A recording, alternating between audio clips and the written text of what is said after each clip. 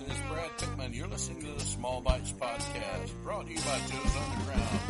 Nathan Broad in Augusta, Georgia, in the bottom of the Lamar Building. Great place, great food, great drinks. Love the staff there. Everybody has a good time when they go to Joe's Underground in Augusta, Georgia. So everybody take my advice. I goes to Joe's, and so should you. Today on the podcast, we're going to talk about something that's kind of serious. We're going to talk about something that happened 4 years ago to me and changed my life forever. We're going to talk about the struggles that I had. I'm going to give you a little bit of insight too. So today, just sit back and listen. Enjoy the small bites. Here we go.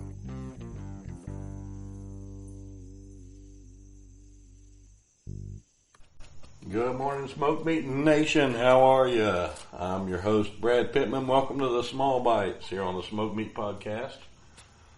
A little something on my mind this morning. It's coming up on a very important anniversary to me. It's a strange one to mark, but it is one that changed my life.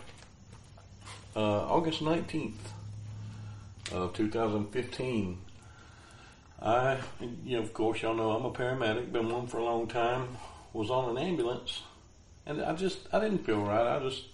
We had finished a call in Augusta, and we're standing outside talking to some people, and I was just being a dick. I mean, huge, worse than normal. Not even the playful type. Just saying mean things to this guy that I normally love. And finally we got in the truck, head back to Thompson, and I didn't feel good. I just felt tired and weak. So I checked my blood sugar because sometimes it'll change on me, and it was really low. So I took a tube of Insta-Glucose, which is basically like sugar paste. And that brought it up a little bit. And we got near Doctor's Hospital, and I got my partner to turn off, and I checked it again, and it had gone down again. So I went into a convenience store and basically ate the store. I mean, I got honey buns, you name it, I got it. And it brought my sugar up really good. I was a little bit shaky, and it started coming back down again. And I started stuttering while talking to my partner. And he said, "You need to call Jackie. You need to let her know something's not right." I said, "Okay, I will." So I talked to my wife, and I still didn't realize how bad the stutter was, not in my head. So she asked to talk to my partner on the phone, and he talked to her. He said, "Yeah, we're right here. We're going." So I hung up, and he said, "Yeah, she said you're going to the ER." I said, "Well, I think it's a pretty good idea. Let's go." So we get to the ER. I start to get out of the truck. He says, "Nope, you're not moving. I'm going to get a chair." I'm like, "Great, whatever. Go get one." Got a wheelchair. He wheeled me in. They put me in a room. And a few minutes later, I heard the words code stroke.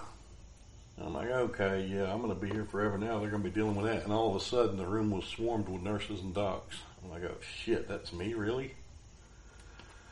And that's when the real fear set in.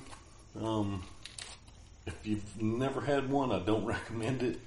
It's one of the scariest things in the world to know what you want to say or know what you want to get across, and you just can't.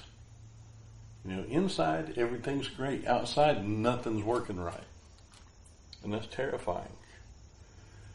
My wife came in, my friend Seth came in, and I had people from work come in to, my supervisors to check on me. And they put me in the hospital, did a CT and an MRI, and found out I had one 2 weeks before. I didn't even know about it. It shows up in my brain near the left basal ganglia as a dark spot about the size of a quarter. Well, the second one was what they called a lacunar stroke, which is where all the blood vessels in my brain just basically contracted and cut off blood flow. Well, they were saying, okay, maybe a TIA, we'll see. And they put me in the hospital. And the symptoms just kept on being there. The stutter never went away.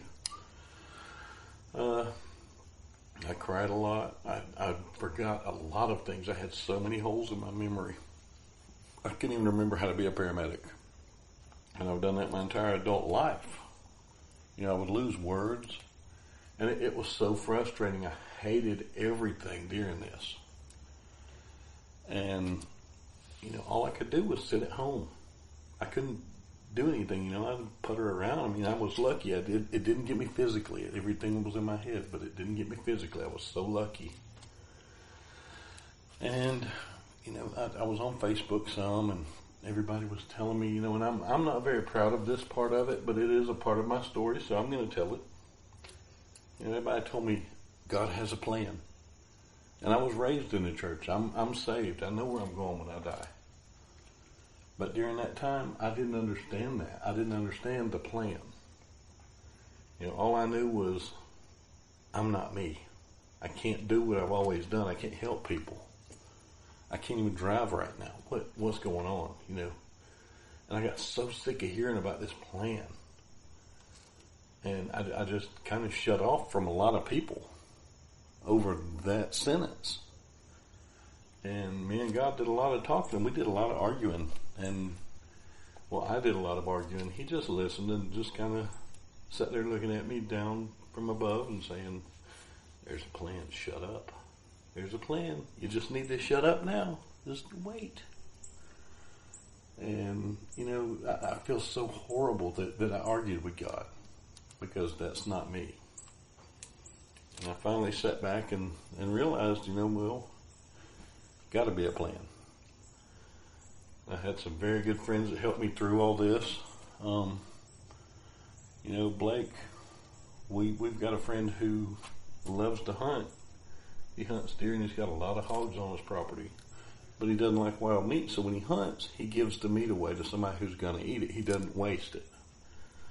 And they would give all this meat to me and Blake. So we would clean the deer, clean the hogs, and we would process them. This is when the smoked meat guy actually came into being. Because that's where I learned how to make sausages, where I learned how to make deer pastrami, things like that. Things that help get me through it. These people right here by my side doing this with me. And it helped get me through it. And, the stutter was so frustrating because I couldn't get rid of it at all. And I remember I went outside one day and I decided I'm going to do some aromatherapy, which means I'm going to clean guns and smell gun solvent all morning. So we're going to do this. I went to my cook shack, which was kind of my safe space. And I had a big surround sound stereo system in it. Don't judge me. And I was listening to metal.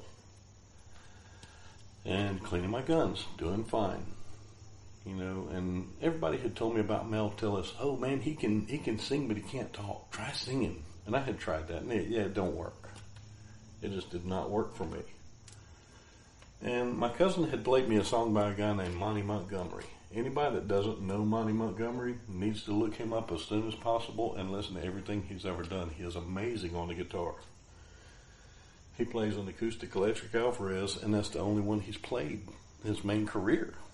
And one song he sounds like three people playing at the same time, and it's just him on stage. But he had a song called Romeo and Juliet, which was a remake of an old Dire Straits song. And the way he sings it, I just wanted to hear it. Well, Jackie was outside walking. She was doing laps around the yard, walking around. We had a really huge yard, 8.5 acres. And I'm cleaning my guns, listening to this song. And suddenly I realized I am singing with this song. I'm singing it perfectly. And I stopped. And I sang it again. And she started walking toward me, and I just started waving her over frantically, and I was crying.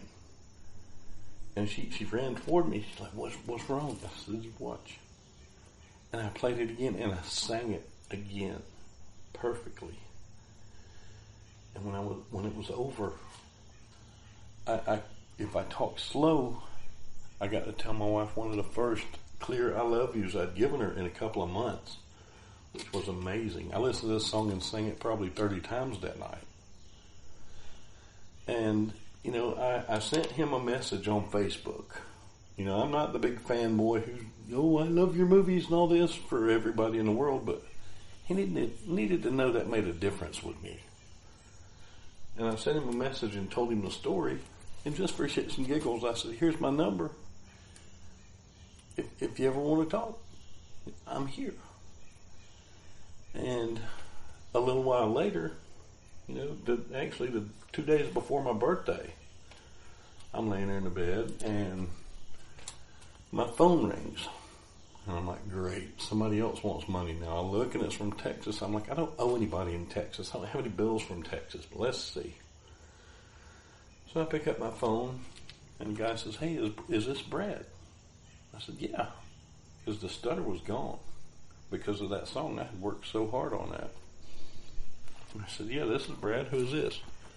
It's just Monty Montgomery. And I'm like, well, I woke up really good then. I was like, whoa, okay. And he said, I got your message. He said, and it touched me. He said, I was going to send you a message back, but I just had to hear that voice. And it was so great because this guy who had nothing at all to gain by speaking to me, taking time out of his morning to call lowly Brad Pittman, decided to get up that morning, have his coffee, and say, let's call this dude. Let's talk to him. And we talked for about 20 or 25 minutes, and it was just awesome, just two guys talking. And I'll never forget that because he understands his fans.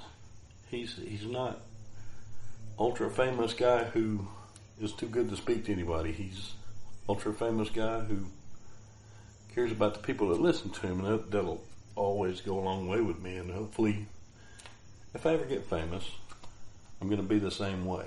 I don't want to forget where I come from because you can't. But that was a time that changed my life.